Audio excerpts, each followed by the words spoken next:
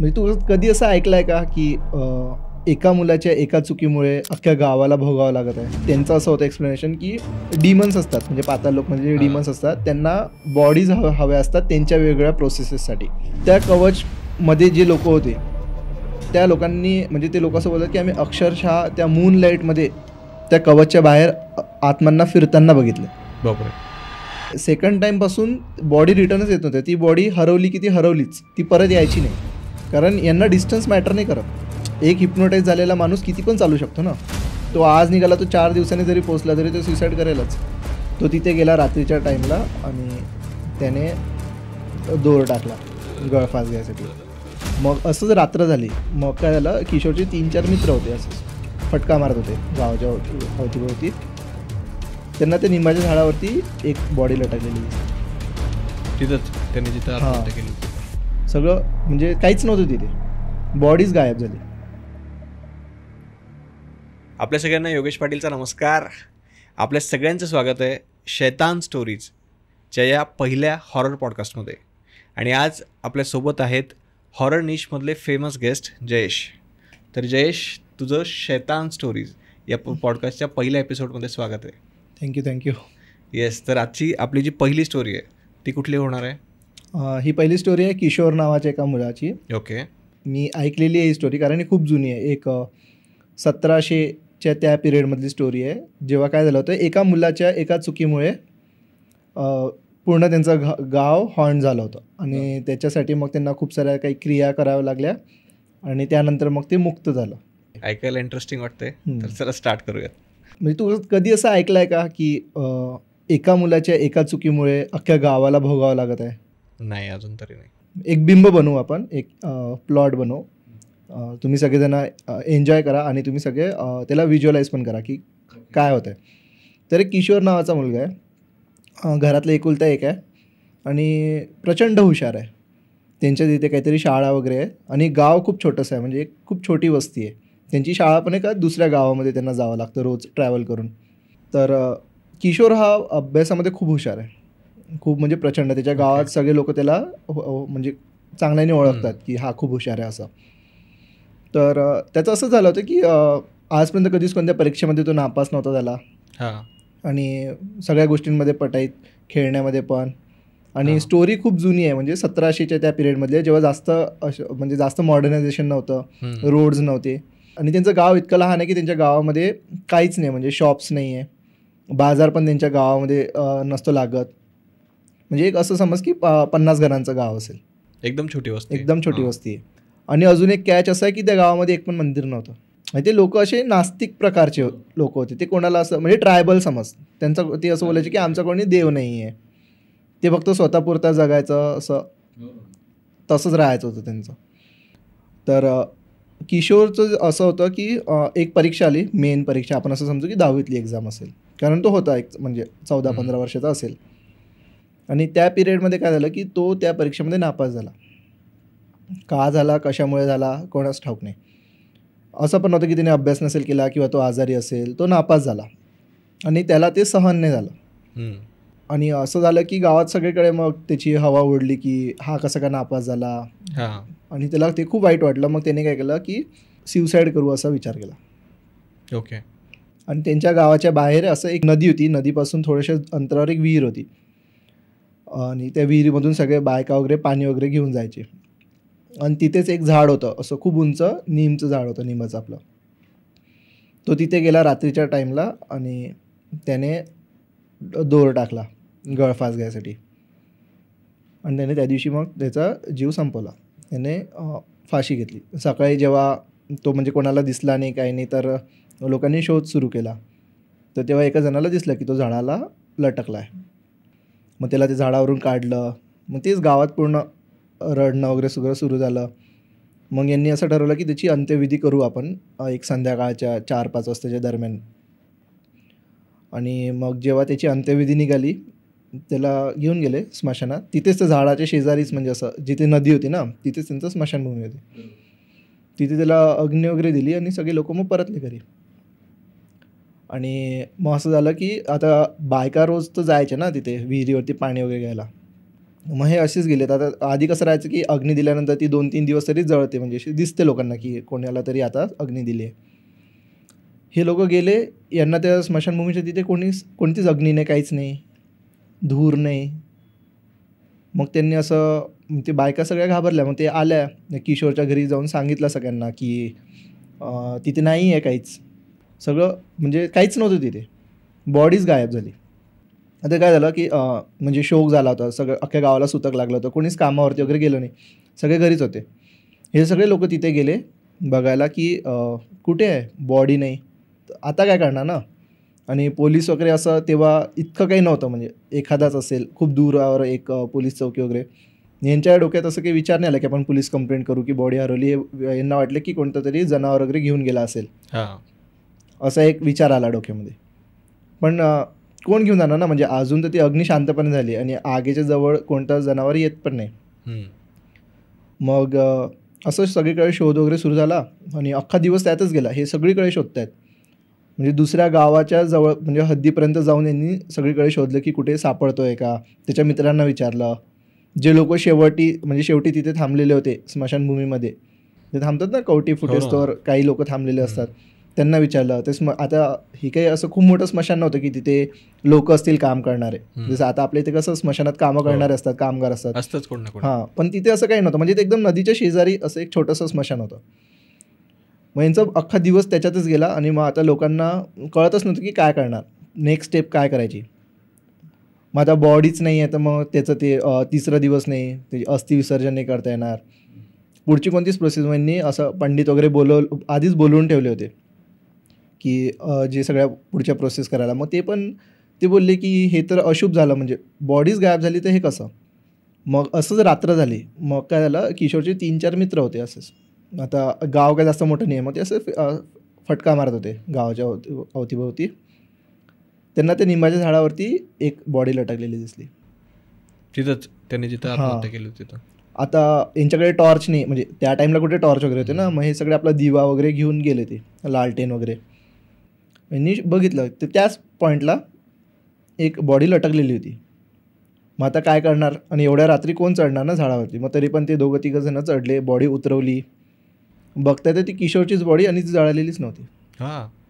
मग हे बोलत होते की असं कसं होऊ शकतं ना, आपण म्हणजे अख्ख्या गावाने बघितलं की अग्नी दिली आहे, मग बॉडी अशी, म्हणजे त्या बॉडीवरती काहीच नाही, एक सुद्धा असा मार्क नाही. आणि आता आपण अग्नी द्यायला कसं बॉडीला पूर्ण स्वच्छ करतो, कापूस वगैरे घातलेला असतो, अख्खी बॉडी बांधलेली असते प्रॉपर. हिने हे सगळे म्हणजे यांना कळतच नव्हतं काय झालं आहे. मग एका पंडितला बोलवलं, तर पंडित बोलला की म्हणजे हे मी नाही बघणार काय आहे, तर तुम्ही एका तांत्रिकाला वगैरे बघा. मग हे पलीकडच्या गावामध्ये गेले आणि एका तांत्रिकाला घेऊन आले रात्रीच्या टाईमला. मग तो तांत्रिक पण बोलत होता, मी रात्री काहीच करणार नाही, जे काही होईल सकाळी बघू. मग त्याला घेऊन आले, मग त्याला सगळं सांगितलं. पण म्हणजे त्यांना कळतच नव्हतं की काय करायचं पुढे. मग नंतर यांनी काय केलं की त्याला आपण अग्नी देऊ आणि पूर्ण वेळ आपण तिथेच थांबू, सगळेजण काय होतं बघू. यांनी अग्नी दिली, पूर्ण वेळ थांबले. म्हणजे आता गावातले असे एक 10-15 लोक तिथेच थांबलेत, जोपर्यंत ती शांत होत नाही तोपर्यंत. ती शांत झाली आणि मग त्याचं अस्थि विसर्जन वगैरे झालं. तिसरा दिवस केला त्यांनी. मग त्यानंतर गावामध्ये मग तीच, म्हणजे आता आजूबाजूच्या गावांना पण माहिती पडलं आहे की असं काहीतरी झालं आहे या गावामध्ये. मग तिथले पण जे तांत्रिक वगैरे होते ते पण येऊन बघायला लागले की काय झालं आहे. त्यानंतर त्यांच्या गावामध्ये एक सिरीजच सुरू झाली आत्महत्यांची. दर 13 दिवसानंतर एक जण आत्महत्या करायचा आणि सेम सीन होत होता त्याच्यासोबत. मग 2-3 वेळा झालं. मग लोकांना असं एक भीती झाली की का होत आहे असं, आणि त्याच एज ग्रुपचे मुलं मारायला लागले. आणि मेन म्हणजे एकच निंबाचं झाड, म्हणजे त्याच निंबाच्या झाडाला, आता तिथे भरपूर झाडं होती, त्याच्यापेक्षा पण उंच झाडं असतील, पण त्याच झाडाला त्याच पॉईंटला लटकलेलं सापडत होते कोण ना कोणी. मग त्यांनी काय केलं की आता काहीतरी तर करायला पाहिजे. मग त्यांनी एका तांत्रिकाला बोलवलं आणि मग त्याने सगळं बघितलं काय काय. मग त्यांनी वेगवेगळ्या प्रोसेस केल्या. धूर करून बघितला, धूर कोणत्या वाटेला जातो का, किंवा मग असं प्रकाश करून बघितला कुठे, की काही दिसतं का, सावली दिसते का कोणाची वगैरे काही. ह्यांना काहीच सापडत नव्हतं. हे 1-2 महिने हीच गोष्ट चालू होती कंटिन्यू त्यांचे. तोपर्यंत त्यांच्या गावातले असे एक 3-4 जणं मेले होते त्याच एज ग्रुपमधले. मग यांनी काय केलं की हे बोलले आम्ही बघतो आणखी. मग कुठेतरी एक मोठी म्हणजे असं त्यांच्या गावापासून दूरवर एक तांत्रिक शाळा होती जिथे सगळे तांत्रिक लोक प्रॅक्टिस करायचे. मग तिथे हे गेले त्या तांत्रिकांसोबत. तिथे त्यांनी पूर्ण सांगितलं की आमच्यासोबत असं असं होत आहे. मग ते बोलले की ठीक आहे. मग यांनी काय केलं की तिथे आले. त्यांनी सगळं त्यांची पूजा वगैरे करून बघितली की काही आहे का, झाडावरती काही आहे का. तेव्हा त्यांना कळालं की या झाडावरती आधी कोणीतरी एक कसली तरी क्रिया करून ठेवलेली आहे. आणि त्या झाडावरती म्हणजे त्या किशोरने जीव दिल्यामुळे त्यांना माहीत पडलं आहे की आता तो झाड त्यांच्यासाठी एक सोर्स झाला आहे की तिथून ते प्युअर सोल्स म्हणजे प्युअर जे आत्मा असतात त्या घेऊ शकतात. बापरे. मग त्यांनी काय केलं की त्या अख्खं गाव त्या झाडावरती जी म्हणजे ते तंत्र केलेलं होतं त्याच्यामुळे ते अख्खं गावातल्या लोकांच्या याच्यात ते म्हणजे लोक हिप्नोटाईज व्हायचे. काही कारण नसताना कोणी जीव देणार आहे का. ते लोक हिप्नोटाईज व्हायचे. ते यायचे तिथे जीव द्यायचे आणि त्यांची बॉडी कोणीतरी असं चोरायला बघायचं. पण कोण चोरत असेल कोण. तर मग ते म्हणजे त्यांचं असं होतं एक्सप्लेनेशन की डिमन्स असतात म्हणजे पाताळ लोक म्हणजे डिमन्स असतात त्यांना बॉडीज हव्या असतात त्यांच्या वेगवेगळ्या प्रोसेसेससाठी. त्यांना काही त्याच्यावरती करायचं असेल प्रोसेस त्यांची ज्याच्यामुळे त्यांना मग दुसरा जन्म मिळत असेल किंवा काही. त्यासाठी मग ही लोक काय करतात की आता कारण जर कोणी आत्मा असेल तर ती काय करणार ना, ती एक चांगली बॉडी बघेल आणि त्याच्यामध्ये शिरायचं ट्राय करेल. तिला मेलेल्या बॉडीचं काय काम. आता कसं होतं माहिती आहे का तुला सांगतो. जर कोणत्या आत्म्याला कोणती बॉडी हवी असेल तर ते लोक काय करतात की चांगली बॉडी बघतात. आणि कोणतीच आत्मा कधी कोणाला प्रेरित नाही करत की तुम्ही सुसाईड करा. कारण सुसाईडमध्ये मी माझ्या आधीच्या पॉड्समध्ये पण सांगितलं की सुसाईडमध्ये काय होतं की एक बॉडी खराब होते. म्हणजे ती बॉडी आपण काय करतो त्या बॉडीचा ती बॉडी डॅमेज करतो. त्या बॉडीचा कट जो असतो लिंक असतो आत्मासोबत तो कट करतो. मग कोणी डॅमेज झालेल्या बॉडीमध्ये दुसरी आत्मा जाऊन काही अर्थ नाही आहे. मग ती तुम्हाला प्रेरित नाही करत की तुम्ही सुसाईड करा. ती तुमच्या बॉडीमध्ये शिरल्यानंतर तुमचा जो आतमध्ये जो ऑलरेडी जो आत्मा आहे त्याला बाहेर काढायचं ट्राय करते. किशोरच्या केसमध्ये काय झालं होतं की त्याने सुसाईड केलं. त्याचा जो सोल त्या बॉडीमधून बाहेर निघाला तो त्या चॅनल थ्रू त्यांच्याकडे गेला डिमन्सकडे. आणि डिमन्सला सोल पण हवा होता आणि बॉडीसुद्धा हवी होती. याच्यामध्ये कसं होतं की 5 जे आपले तत्व आहेत हेच डायमेन्शन्समधून ट्रॅव्हल करू शकतात असं बोलत होते त्या लोकांचं. असं म्हणणं होतं जेव्हा आपण अग्नी दिली बॉडीला तर तेव्हा ती बॉडी त्या लोकमध्ये ते लोक घेऊन जाऊ शकत होते त्या अग्नीच्या चॅनल थ्रू. पण त्यांनी मग बॉडी रिटर्न का केली. जर हे झालं होतं तर त्यांनी बॉडी रिटर्न का केली. तर याच्या मागचं असं म्हणजे त्या लोकांनी असं एक्सप्लेन केलं. त्यानंतर त्या तांत्रिकांनी असं बोलले की दुसऱ्या बॉडीज नसत्या आल्या जर ही बॉडी त्यांनी रिटर्न नसते केली तर. म्हणजे एक लिंक बनवायचं ट्राय की हे झाड आहे जे चॅनलाइज होत आहे. त्यासाठी त्यांनी ती बॉडी रिटर्न केली पहिल्यांदा. सेकंड टाईमपासून बॉडी रिटर्नच येत नव्हत्या. ती बॉडी हरवली की ती हरवलीच, ती परत यायची नाही.